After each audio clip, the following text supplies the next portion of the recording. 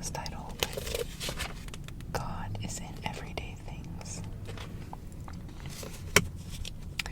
And our verse comes from Proverbs chapter 16, verse 9. And I'm smiling because I love the book of Proverbs. Our verse reads, "In his heart a man plans his course, but the Lord determines his steps." God often works in great and miraculous ways. We see his glory in the changing heavens, his handiwork in the grandeur of creation. Despite appearances to the contrary, the earth still belongs to him, and he is still in control of it.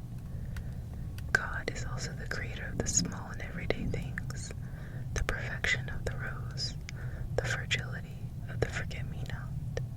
All these things reflect a creative God who is also the master of order and detail. We so easily forget that God is interested in our well-being. Just consider how many times he has guided you through difficult circumstances. Sometimes he responded in such an ordinary way to your prayers that you hardly recognize his answer.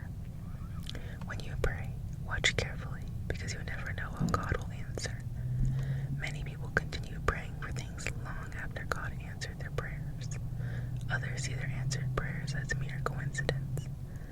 God chooses his own way of working in your life, and it is often through everyday and familiar things in life that he chooses to do so. That was actually quite fitting following our previous devotion. Just